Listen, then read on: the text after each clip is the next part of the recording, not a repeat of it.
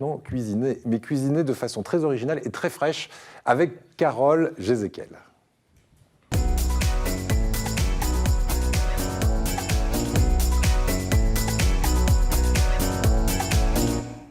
Alors, les fraises, mais alors d'une façon très originale. Originale, oui. J'ai jamais goûté, moi, personnellement. Oui. Des fraises à la feta, l'huile d'olive, menthe.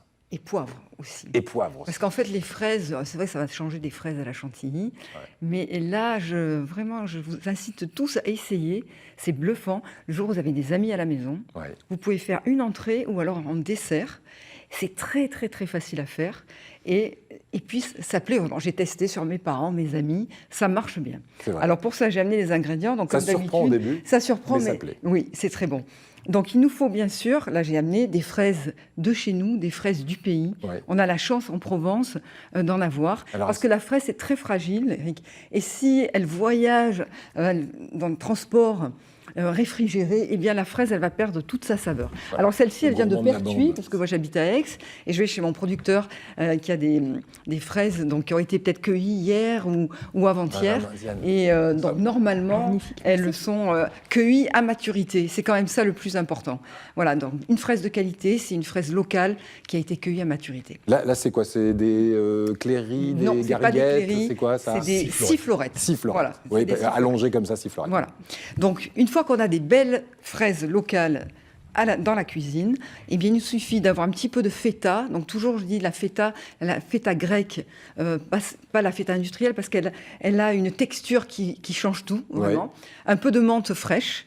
Donc là aussi, c'est la saison. On en a peut-être dans les jardins, sur les balcons. Et puis, surtout, beaucoup d'huile d'olive et du poivre du moulin. Le poivre du moulin. Bonne huile d'olive. Maintenant qu'on a les ingrédients et on les a bien vus à l'image, on va regarder en image la recette de Carole que l'on peut retrouver aussi sur votre chaîne YouTube, oui. Carole Cooking. Voilà, donc c'est une recette vraiment très simple, une fois qu'on a l'idée, les ingrédients dans la cuisine.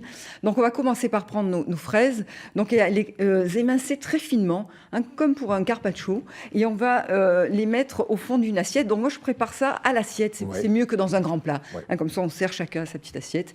Et une fois qu'on a donc mis toutes les fraises au fond de l'assiette, on rajoute la feta émiettée finement. Et là, comme je vous disais, 2 belles cuillères à soupe d'huile d'olive, vraiment par personne. Ah oui. Ça va tout changer. Ça baigne un petit peu. Il faut que ça baigne. Et le poivre, pareil, il faut qu'on le voie. Parce que le mélange de la fraise avec l'huile d'olive, ça change le goût de la fraise. Voilà. Et on ne mettrait pas des baies roses dans le poivre, non? Non, je ne crois pas. Du poivre, du moulin, la menthe fraîche, ensuite, qui va colorer et va donner beaucoup de parfum. Et réellement, en entrée, comme on ferait une tomate mozza basilic, ou en dessert, à tester. Voilà, donc en entrée en plus, voilà, parce que c'est ça aussi qui peut être original. Et puis c'est très économique en fait, parce que par personne, 4 ou 5 fraises vont suffire. C'est vrai. Et la fraise locale, bio, elle est un petit peu chère, hein, c'est ce que je disais à Frédéric. Bon, voilà. Donc là, ça permet de déguster la fraise un peu raffinée. Et puis, c'est à moindre coût quand on a des invités à la maison, pourquoi pas. Bon, bah c'est très bien. Bonne idée. Deuxième idée, et vous l'avez apporté sur ce plateau, c'est du melon qu'on va additionner avec quoi? Alors, je récupère mon poivre du moulin et l'huile d'olive, parce que là, j'ai tranché. Là aussi, ça fait une belle entrée quand on a des invités. Un petit peu de chèvre frais du pays, de la tapenade maison, qui est facile à faire. Et là, eh bien, je vais mettre un bon filet d'huile d'olive. Là, on va y aller généreusement. On est méditerranéen. Hein, oui. Le régime crétois. Et une fois qu'on a l'huile d'olive, on va être généreux en poivre aussi. Voilà. Et ça va vraiment tout changer. C'est simple à faire. C'est pas compliqué. Voilà. Et puis, on a une belle entrée, aussi raffinée. Et le mélange du melon avec l'huile d'olive, ça change en fait le goût du melon. Très bien. Et ce petit fromage, il nous vient d'où, là? Alors ça, c'est un fromage aussi qui vient d'Aiguille, parce que là aussi, j'ai un producteur d'Aiguille qui est assez frais. Hein, Frédéric, il connaît le fromage. Oui, c'est surtout que je vous invite à regarder l'émission Vaki dimanche à 10h45 où on va goûter les fraises du Vaucluse, notamment les fraises de Carpentras. Je suis allé rencontrer les producteurs. C'est bientôt la fin de la saison. Oui, c'est dimanche. Là, vous allez voir ça.